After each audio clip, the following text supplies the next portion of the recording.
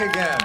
Frightfully Brilliant, where we bring all things frightful to you in a very brilliant way. Well, tonight, I got to tell you, we've got a great show. We have a wonderful story about the chicken, followed by the tarot cards, and some very unusual tarot cards. You're not going to believe what you see. The Night Stalker. Well, I doubt very many people are old enough to remember when that was on television, but it has never really gone away. The Night Stalker, followed by the Titanic, and some interesting revelations about the Titanic. Okay, I want to introduce the important people that are going to, well, take us on a journey. First up, we have the most significant person, Slappy, and Morticia, and Gomez, and last and definitely least, Charlie. All right, stand by because it's Frightfully Brilliant.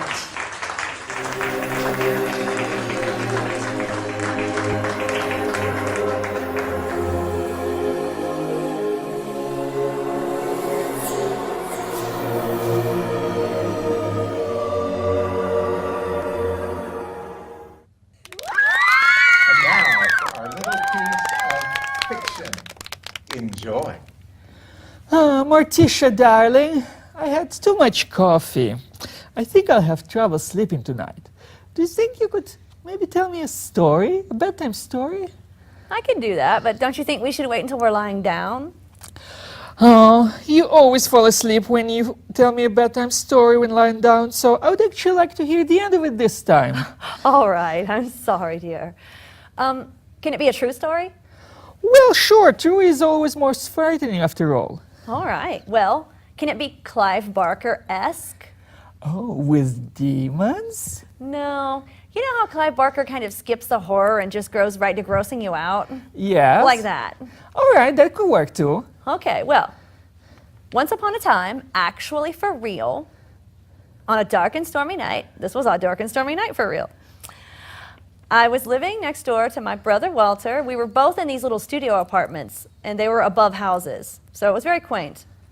And as it was storming, the electricity got knocked out in both of our apartments, except mine got knocked out for 20 minutes, and his got knocked out for 2 weeks. Don't ask me how when he was right next door, but you know us and strange things, So, he was using my shower every day for a hot shower, and that was about all the electric amenities he had for 2 weeks. And when the electricity got turned back on, he had a revelation. He realized that he had had a chicken, a cooked chicken in a crock pot in his refrigerator. And that chicken had been chilling in there by itself in the heat, because this was in the summer, for 2 weeks. It had been moldering, it had been rotting, it had been growing hair for 2 weeks. This is real, this is true, you guys. Like, this is not fiction. So he decided, you know, my family really hates throwing up. Like, all of us hate throwing up, and we can't stand to be grossed out. So he decided the chicken just won the refrigerator. He just gave the chicken the refrigerator. He's like, I don't even want to mess with it, so I'm not going to use my fridge anymore. And he had been used to, like, while the electricity was out, he would buy just enough food to make that amount of food that day and not have to put anything away. So he just decided to keep doing that. And he was like the fastest gun in the South because he's also clean. He figured out a way to keep it down in there. He would get a can of Lysol. He would turn away from the refrigerator like this with his body, open the refrigerator door with his hand, spray Lysol with this hand, and slam the door shut so it's like chick, chick, pow. And it was awesome. And he had it down. He would do that like once a week, and he just said that was it. That's it. So what happened was, he and Ophelia and I would sit around talking like, you know, the Shelleys and Byron at Villa Diodati. And we would talk because we had a few enemies. Can you imagine? Like, we had just a couple people. And we thought, wouldn't it be awesome to prank our enemies by sending them this nasty chicken in a Tupperware container in a box, like it's cookies or something? But they imagine, you know, you get the surprise package, you open it, ooh, it's a box. Who sent me cookies? Yummy. And then you open it and there's this disgusting rancid chicken in there. I mean, like, that's awesome. At least we thought it was awesome. Like, well, that was creative. Yeah, but we could never do it because we would try to plot how it would work. Like, if we could have put a clothespin on our nose and put in plastic gloves on our hands, we could break this chicken down and get it in Tupperware, you know? But none of us were secure in the fact that we wouldn't be ill. So we just never did it. We talked about it a lot. Like, I'm talking many late nights. We would plot how to do this, and It just never happened, but we did put a lot of thought and effort into it, so I hope our enemies feel accomplished in knowing we did that for them. So what did you end up doing with it? The chicken? Yeah. Well, eventually Walter had to move because the person who owned the place wanted to use it for something, so he kind of left it for them as a parting gift. Oh, that was nice and frightfully brilliant. Yeah. That wasn't fiction chicken, was it? It was frightfully brilliant.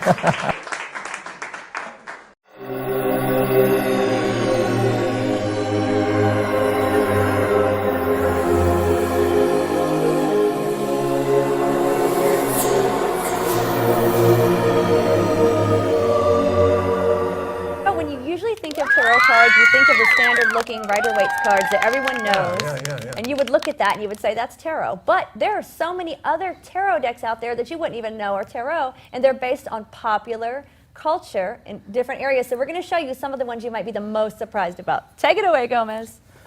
Well, this following deck, the Da Vinci Tarot deck, even I did not suspect Da Vinci, like the Ninja Turtles? Is that Leonardo? Yes, that would be a good deck. I could be inspired by it. Now, you got cards in there, right? Yes. Okay, I think we have a video maybe we could run about what the cards look like on the inside while you're talking. Go ahead. Good. So this is the Leonardo da Vinci deck, and I discovered it myself accidentally. You see, I was watching this interesting series. It's called Da Vinci's Demons on Netflix. And it was doing very strange things with historical events, historical It's a very fictionalized version of Da Vinci's life. And one day we probably should review it too. Yes. But it did inspire me to get this awesome Da Vinci deck. Yeah, Gomez is going, I wonder if there's a Da Vinci deck. There's a deck for everything else. Wow. And apparently there is. Who would ever think that there would be a Da Vinci, Yeah. right? Exactly. And this is really for Yeah. him. This isn't the Ninja Turtle. I was kidding. Of course, This I guess is it the kind of makes artist. sense after the Da Vinci Code. Yeah. You Yeah. know? Yeah, there were all kinds of rumors about Da Vinci. Yeah, there was. And some of them have to be a little bit justified because he wrote about the symbols of different animals as have been accepted in medieval lore. You know, people back then were actually afraid of his brilliance. They were? Yeah, that's why we named the show what we did, you know. Frightfully Brilliant, yeah. After Da Vinci, yeah. That's good. Well, he's No, they definitely... really were afraid of him, yeah. Yeah, well, Well, back in, I mean, even in Frankenstein's time, they were afraid of anything different. Yeah, that's right. well, I guess it's like that thing where genius is like basically like a monster, so that would bring us to our next deck eventually. Well, wait, though. The flying machine was on Da Vinci's deck, and I really liked that because Yeah. they were making the deck out of his art and his things that he was working on. And that was really cool. Didn't you say the deck is about, like... Yes, the deck is very interesting for me because it shows how the genius that seems something so different, it is used to override physical obstacles and even limitations such as flying. So the flying machine was meant basically to improve humanity. Many things Da Vinci really did were for the sake of humanity. All of his inventions, all of his genius was directed towards that, and that's one of the reasons why this deck is so inspiring for me. Yeah, Gomez said when he got it, he goes, I like it because Da Vinci, we always look at something as humans and say, oh, that's impossible to fly, but Da Vinci would go, oh, I'm going to make this happen. Yeah, and that's yeah, a great deck yeah, if you're getting readings from it to be inspired like that. Yeah, that's right. And what else we got? Our next deck is dedicated to a beloved work of fantasy that some people might know. It's Lord of the Rings. Yeah, Precious. number one fantasy of all time, Yeah, Lord just of a the few Rings. people might be aware. Yeah. I think we have a video maybe we can show while you're talking about that particular deck of cards. Well, excellent. And the card even starts with the most familiar characters that some of you even might recognize. If you remember the quote that Morticia used, it belongs to Gollum, of course, and he is number one card in there. He's my favorite, and then Smock. Yes, well, they both are worthy. I don't think Smoke features in... No, because I killed him off in The Hobbit. Yes, he really should have been in there. I know, he's beautiful. But on the bright side, not Smoke but Gollum is followed up by another worthy candidate, Gandalf himself, the mightiest of wizards. And that is pretty much what you can be expecting from this deck. It has pastoral settings, it has lovely creatures, it has those inspiring motifs that you would find in Lord of the Rings, the fantasy trilogy. And I would highly recommend it as an inspiration. It also has a slightly playful tone, really, because it was designed by US Games with a dual purpose in mind. Yeah. It was intended as a tarot deck, but also so that you can actually play, so that you can enjoy yourself. Don't You take can have a yourself card game. Yeah, don't it's take kinda yourself fun. too seriously. It's just fun. So that's why people could relate to it widely, I think. You know, the first tarot was made for that too, so that's kind of historically nice. It is. What else we got? Well, our next deck takes a darker turn. Ooh, I More like that. ominous. Yes. Yeah, ominous. You might remember we reviewed before the Cthulhu pendant, and that was inspired by the work of this writer, H.P. Lovecraft, or as Morticia likes to call him, the Big H. Big H. I told him I need to write a rap song about Big H. I just feel it. Oh, I love I don't Can usually we- write rap songs. Can we run the video on this particular deck of The cards? Yeah. Necronomicon, right? Yes. Yeah, by Big H. This is the Necronomicon Tarot. It was created by the occultist Donald Tyson and the Gothic artist Anne Stokes, but it is based on the horror writings of H.P. Lovecraft, the Big H.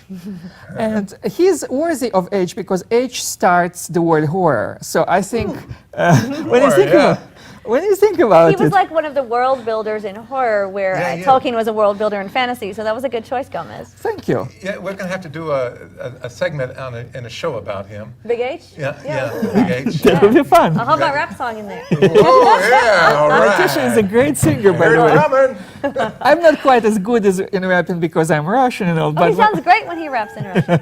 You rap in Russian? It's awesome. yeah, I try, but I don't always keep up. But Morticia is really brilliant. She takes the house with her singing. Okay, so tell us about this deck. So this deck, okay, so it features several alien monsters. You have seen possibly the pictures of two of the central entities there. They were Cthulhu and Yeah. Dagon. Cthulhu was the original creation of Lovecraft himself. It came to him in a dream, which is very ominous because many horror works came to fundamental horror writers in a dream. Yeah, Yeah, that's Dracula, right, Freddy that's right. Krueger, Frankenstein, Jekyll and Hyde, all of those were dreams first. Isn't that something? It's amazing. Yeah, I think it's like so inspiring. Like a dream could inspire your writing. It's kind of Yeah. cool. And then the other entity there was the god Dagon. He was a real-life god of the Philistines and some other Mesopotamian nations. He was very popular in the Levant, and Lovecraft based his Dagon on this Dagon.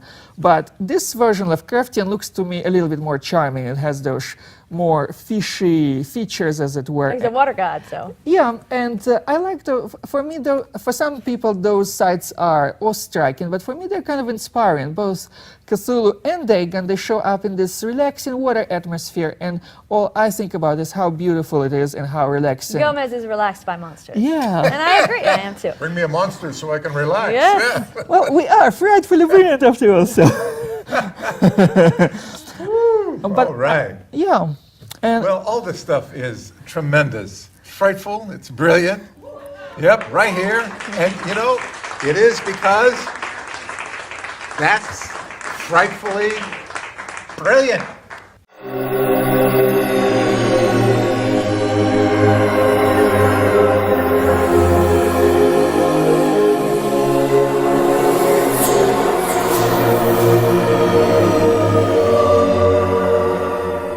We have arrived at our review for the day.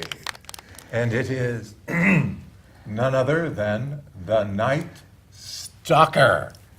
It was 2 movies first, and then Yeah. it turned into a television series. And the guy Wait a minute, I reminds- don't know that I knew this. Yeah, was it The Night Stalker and The Night Spangler, Gomez? that is correct. And they Really? were very similar to the shows, just like longer plots. Huh. But, you know, Kolchak is the reporter that stars in this series. It's a paranormal series, kind of spooky. And Yeah. it was before mine and Gomez's time, but we like to watch old shows, Yeah, so we there's wanted to probably a bring lot them to you that guys. don't know about this. But Yeah, we it's didn't a either classic. It's at a first. classic. Do we have a graphic of The Night Stalker? It was just a fabulous show, and I think it only ran a year on television. Had 2 seasons, right? Was it 2? Yes. And but a terrible short space of time, and yet it really affected the culture. And if you guys remember the chicken story that I told, it's true, but Kolchak reminds me a lot of said brother Walter, who had the chicken situation. So if you're wondering what Walter's like, other than the chicken, just picture Kolchak. But the show is basically about a reporter, and he keeps finding these paranormal stories happening in Chicago, and every time he tries to report on them, people don't believe him, they're not listening, or he'll lose his footage. So it's got spooky stuff, but it's also very tongue-in-cheek, it's quirky, it's funny. What are your thoughts, Gomez? Yes, I liked it how his personality comes through very nicely through all the supernatural angles. And I liked especially his interactions with all the minor characters. There is his boss, Vincenzo, his co-worker, Monique, and a gentleman named Abdag that he dubbed Uptight. So there's this comic tension Yes, that... it's a lot of comedy in there, even though it's spooky. And it doesn't make the spooky turn dumb or anything. It's just got both shadings in there, you know, like... Yeah. And it keeps you entertained, and it lets you really like the characters. And it's kind of strange for me because he's sort of like, you know, the reporter is kind of like a vulture. He's trying to get to the dirty side of life, but you cannot help but like him nonetheless because of his personality. And they show like werewolves and vampires, but they also show like more obscure creatures like There, we got the graphic Rakshasa up. Yep. from there it is. Indian myth, and they show like, what else did they show? Yes, they showed all the classical creatures of folklore. They showed the Rakshasas of Indian mythology. They showed the Manitou, which is the evil spirit in Native American mythology as well. They showed lots of obscure things that people might not know about, as well as the normal things that you do. So Wow. that's kind of really a cool So thing. it's also an educational. Yeah, Yes. and if you like paranormal, you'll love it. If you like the supernatural show that's out now, for example, or just anything like that, this is the same kind of thing from the 70s, and it's really cool. And I know the show really inspired a lot of other things. I was reading, one commentator was saying that the show, in a way, inspired X-Files, because if you replace the horror effect, earthly type, and you replace it with extraterrestrial, you have the reporter going after the story, which is the X-File, and yeah, always mysterious. They even mentioned the X-Files in there indirectly.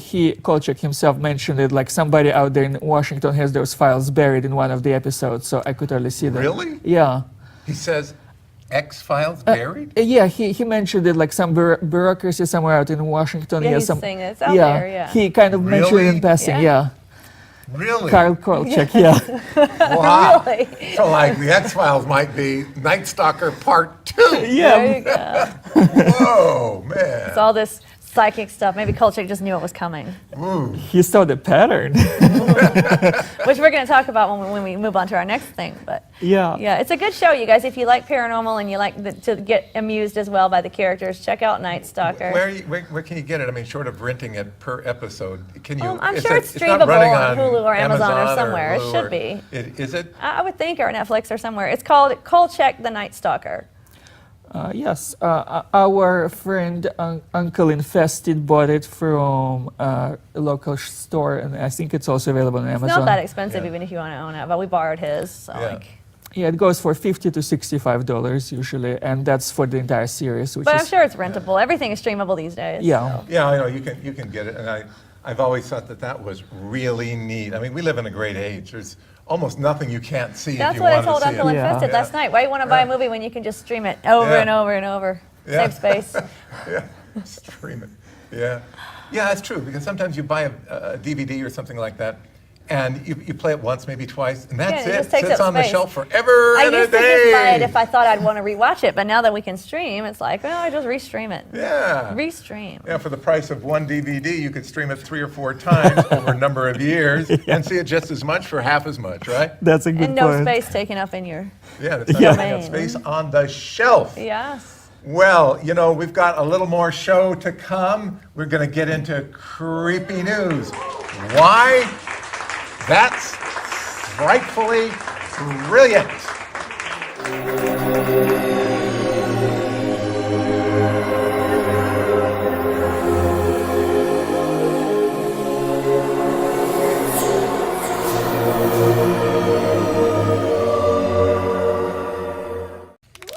And we're back again.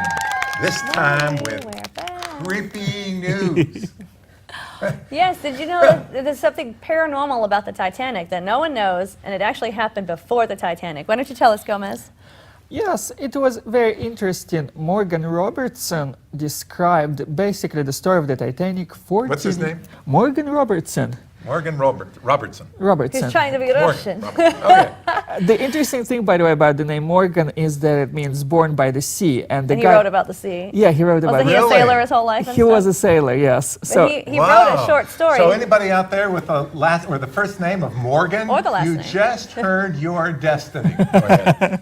Yes, Gomez can tell you about any name. He knows the meanings of so many names. It's awesome. yes, I'm into names. They just fascinate me. But Morgan Robertson didn't only have a name; he also had this beautiful story called Titan, the wreck of the Titan, that basically was describing what Titanic was like. Wait, he called the ship the Titan? Yeah. Titan, He yeah. wrote a fiction story. How could that be any closer? Well, that's I what we're know. saying. It's amazing. He wrote a No fiction story kidding. Uncanny. 14 years before the Titanic Wow. existed, and there are so many things that it had in common with the Titanic. People even asked him later, "Did you know something was going to happen, dude? Yeah, Is there a did you conspiracy?" know, or were you in on a conspiracy? Yeah, and he was or like, you "No, just psychic?" I'm a sailor and I predict, common sense stuff on the sea, but we're going, no, there was too many similarities." Yeah, and he said, Gomez after all, my name is Morgan. and Gomez is going to tell you the rest of the similarities. Yes, go ahead. It does not stop I at want to the hear name. more of this. So it was interesting that both struck an iceberg, both were described as unsinkable, both happened to sink, but more interestingly still, both happened to sink in April and in the same location, the North Atlantic. Well, Both, that's just too uncanny. So both hit an iceberg. Both Yeah. are named basically after Titan. yes, Both sank, even though they were called unsinkable. Both hit. Both were in the North Atlantic, and yeah. both sank in April. That's 5 exact things they had in common. Oh, and 6. Neither one had enough lifeboats. Really? even their sizes, their enormous sizes were very similar to one another. Wow. Yeah. So, and this guy claimed not to have, been psychic, but I told my mom about it, and she goes, "No, he was psychic and just didn't know it." Yeah. He was a psychic and didn't You know. didn't. Sort A like lot of being a people poet think you're not having knowing. an idea and you don't know it's coming from somewhere, and it makes you Yeah. wonder how many other books are true, like Dracula or Frankenstein or Dr. Jekyll and Mr. Hyde. Yeah. You don't know Freddy could be real, people. You better watch out when you go sleep. Well, there's something interesting, when you talk about Frankenstein or Dracula or the Titanic, it seems to, or Dr. Jekyll, Mr. Hyde, it seems to connect with something that's deep within our psychic, don't you think? And it gives these stories legs. It just registers, maybe even at a level where we can't articulate because we don't know, but it just, the story stays with us.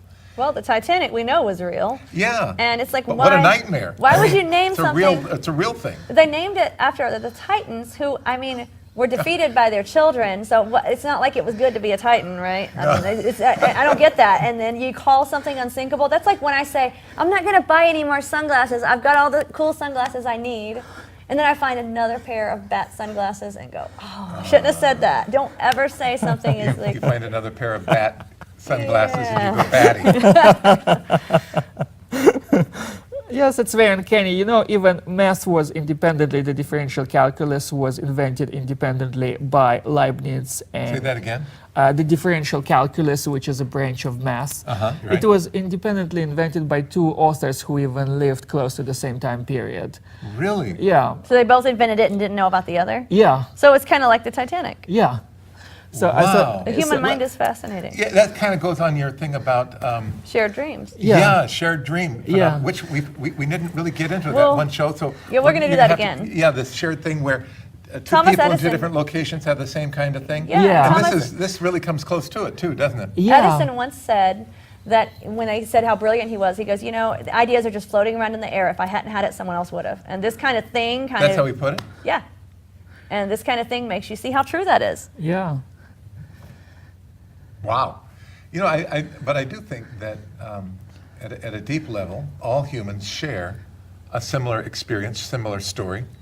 And obviously, on a conscious level, we share similar problems and quirks. And so I think what horror does is it connects us to that part of ourselves that we can't articulate, that we can't talk about. Or it connects us to outside events. This guy knew the Titanic was going to sink and didn't even know that he knew it. So many lives Yeah. could have been saved if he had went, I'm psychic, don't do it. If he had yeah. known that, don't you think, had Gomez? known. Yeah, it was like a walking catastrophe. They had so many mishaps on the Titanic.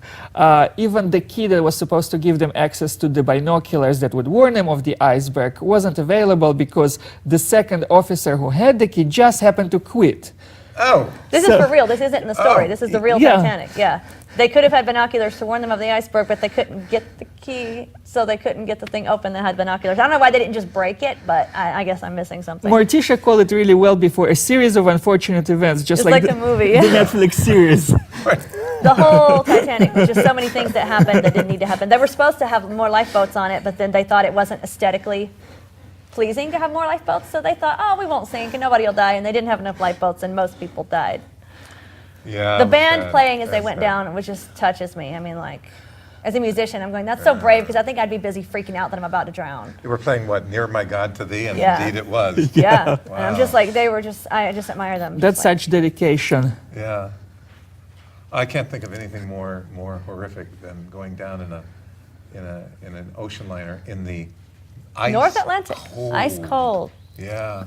What's worse, drowning or being cold? Well, the people on the Titanic had to deal with both. Yeah, they did.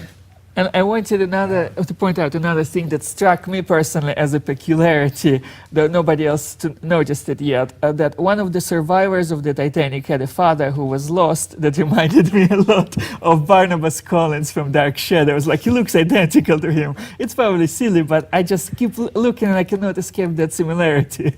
Wow. So the girl's dad, who died, looked like Barnabas from the soap opera Dark Shadows from the 60s, which the guy was a vampire.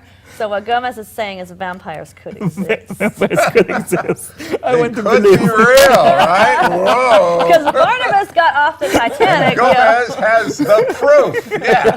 because Barnabas, apparently didn't die on the Titanic if he was on Dark Shadows. Well, that's a true thing. That's a true thing. Wow, this has been a great show. The two of you just always amaze me with all this stuff that you come up with. How do you find all this stuff?